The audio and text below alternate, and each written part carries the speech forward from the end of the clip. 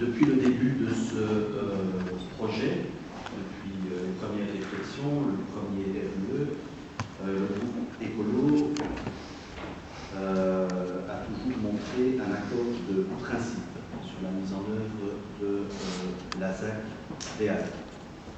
Pour toute une série de raisons, et j'en citerai ici deux ou trois: profiter de la proximité du centre-ville et des services et des commerces qui s'y trouvent, profiter aussi de la proximité de la gare et des transports en commun, apporter des réponses durables dès lors aux problèmes de mobilité, en évitant autant que faire se peut.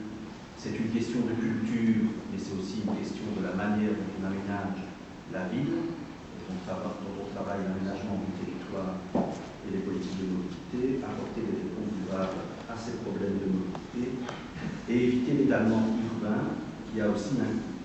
Il y a un coût en matière d'équipement collectif, il y a aussi un coût en matière de mobilité.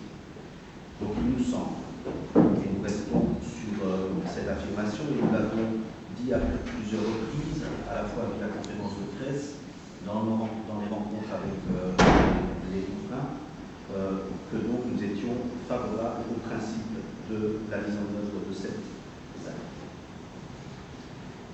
Ce soutien, c'est un soutien qui est dès le départ aussi critique au projet, puisque nous avons fait une série de remarques, nous avons formulé des propositions, soit en relayant des propositions d'autres, soit en formulant des propositions propres à eux.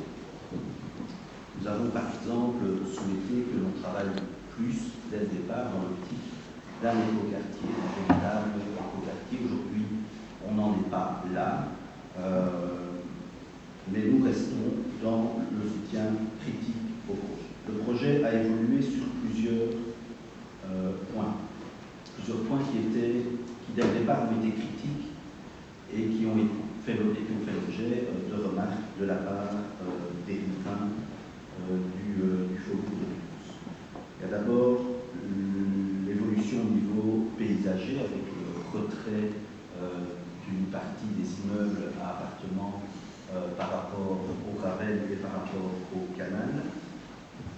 La problématique de la densité a aussi été régulièrement soulevée. J'ai souhaité hier revenir sur ce débat parce qu'effectivement, on dit à certains moments 270 logements, 300 logements, on n'est pas toujours certain de la réelle densité et de la réelle portée du projet. On est en tout cas moins dans des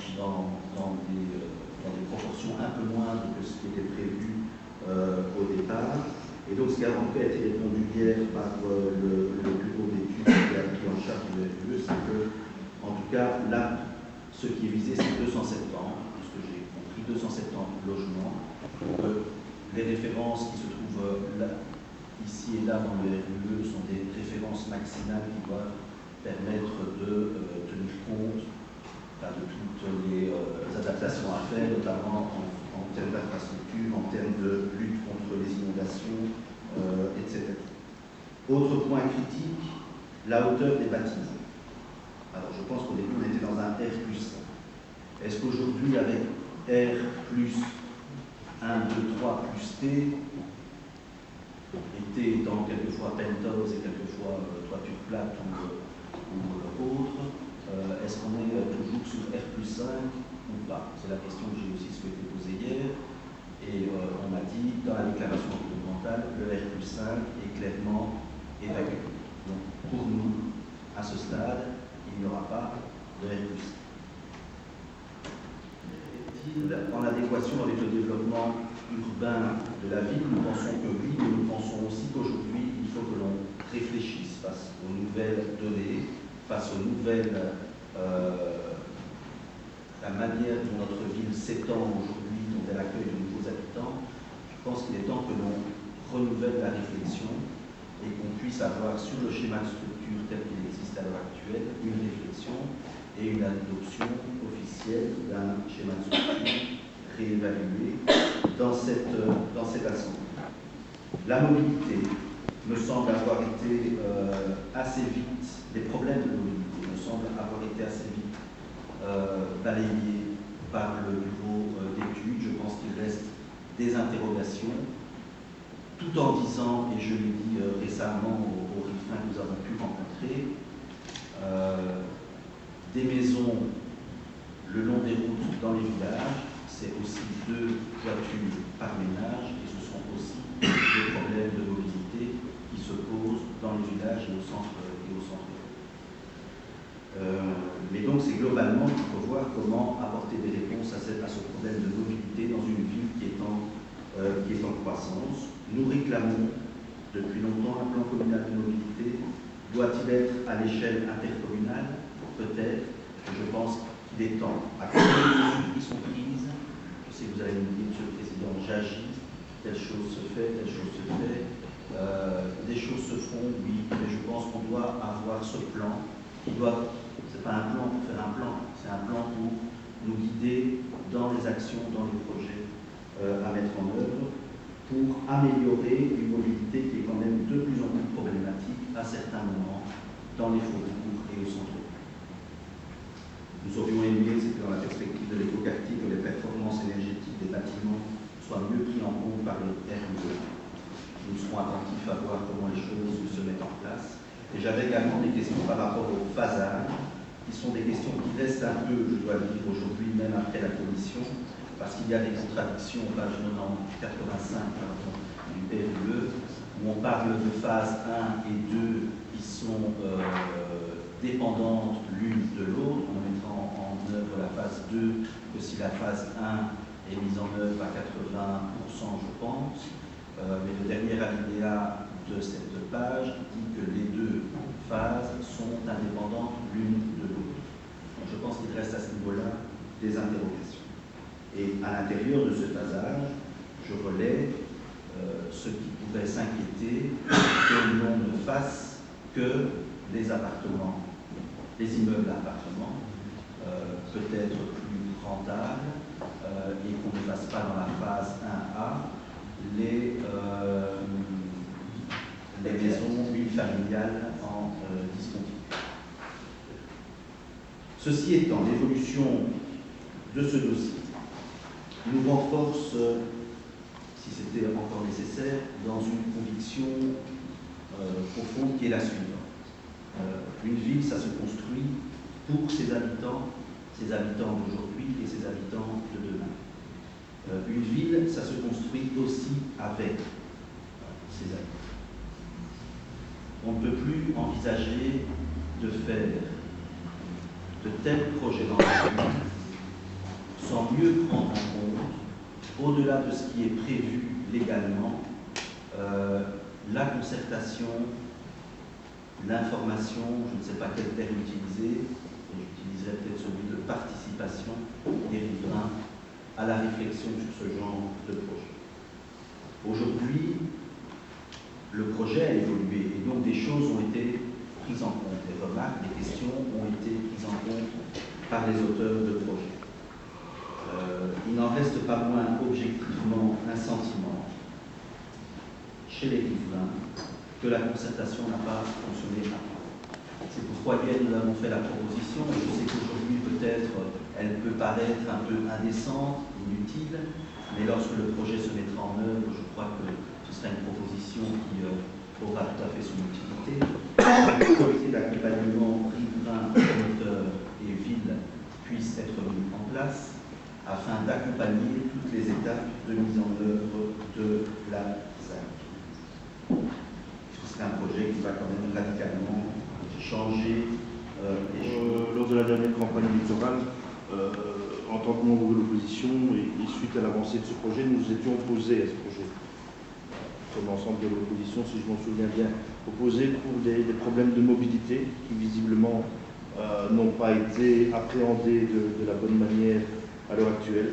C'est vrai qu'il y a cet accès au gravel qui pourrait encourager les gens à utiliser le vélo, à se rendre à pied au centre-ville. Mais on est quand même à une certaine distance, et là j'avoue avoir des doutes quant à la réalisation et quant à l'utilisation plutôt de ce gravel pour se rendre au centre-ville. Il y avait aussi le problème de service à la population. Là c'est aussi d'une manière un peu plus globale. Je disais que l'augmentation des logements sur notre ville allait entraîner évidemment une augmentation des besoins au niveau des services administratifs ou autres, et que là, rien n'était prévu vu la situation budgétaire actuelle. On a relevé aussi effectivement un manque de consultation de la population, un manque de concertation avec elle, ils sont en plein à l'heure actuelle. On a eu différents échos, il y en a eu, il n'y en a pas eu. Visiblement, il y a de toute manière un manque, ça c'est certain. Et j'étais aussi attentif au niveau de problèmes de nappe phréatique, d'inondation. Il est vrai que je m'occupe d'un club de sport là, qui se trouve à proximité. Et il y a aussi des sources en dessous d'un terrain de tennis entre autres, qui nous posent de gros problèmes.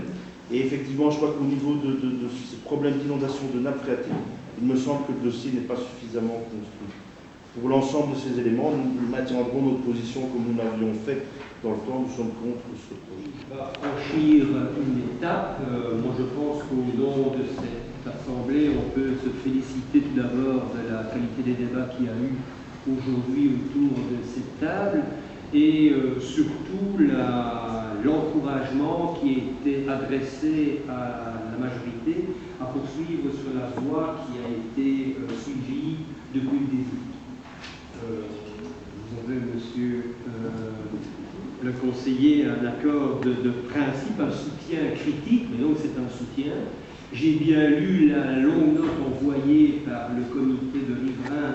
Il nous donne des conseils de mise en œuvre, c'est-à-dire que donc, sur le principe, il y a une mise en œuvre, c'est-à-dire qu'on est favorable avec l'urbanisation de cet espace. Et comme certains d'entre vous l'ont bien souligné, cet espace qui est à proximité du centre-ville, à proximité d'un Ravel, eh bien, est certainement une opportunité pour la ville pour pouvoir justement avoir une urbanisation qui ait un impact sur l'empreinte environnementale et sur le développement durable de celle-ci. Parce que, ne soyons pas hypocrites, nous ne voilons pas la face, les promoteurs sont bien présents dans la région. Et il suffit de lire la presse pour se rendre compte que le promoteur qui a acquis les parcelles là-bas au faubourg de Scan va également acheter des parcelles à Leuze, à Moucron, à d'autres endroits, et d'autres promoteurs sont sur des opportunités à Brugelette, à Chièvre, donc dans des communes périphériques. Pourquoi est-ce que je vous dis ceci? Pas du tout pour noyer le poisson, mais pour attirer votre attention sur le fait que nous, avec notre espace à proximité du centre-ville, comme la hauteur des bâtiments et la qualité architecturale de ceux-ci, la performance énergétique, eh bien, tout reviendra au moment où les permis de bâtir devront être attribués. J'en veux pour exemple l'urbanisation de la ZAC des Matelots, où là aussi des promoteurs avaient des prétentions très ambitieuses, et ils ont revu leur aménagement à la baisse, tout simplement parce qu'on en a discuté, on s'est mis autour de la table, et on leur a fait comprendre que ce n'était pas le type d'urbanisation que l'on souhaitait. Nous ne sommes pas à la côte belge, nous ne sommes pas en Brabant-Wallon ou dans certaines villes qui ont voulu comme ça développer des mastodons d'appartements. Non, nous ne sommes pas favorables à ce genre d'urbanisation, et je suis tout à fait aussi d'accord avec la remarque qui a été émise où on dit qu'il faut faire attention que les premiers investissements dans les phases 1 et 2 ne soient pas seulement des investissements d'opportunité pour le plus rapidement possible ramener de l'argent dans la poche du promoteur, mais que parallèlement à cela, eh bien,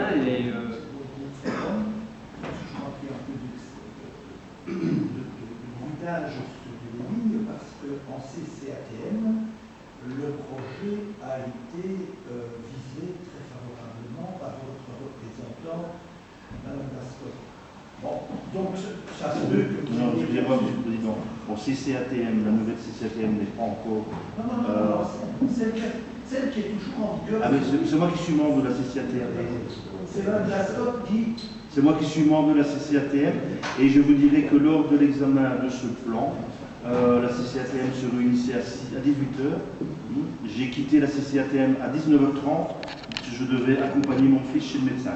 Et le vote n'avait pas encore eu lieu. Excusez-moi. Là, il y a un problème, visiblement.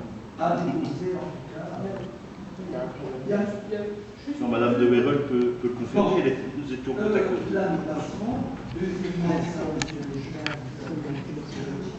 pour ce qui concerne l'énergie, les hauteurs des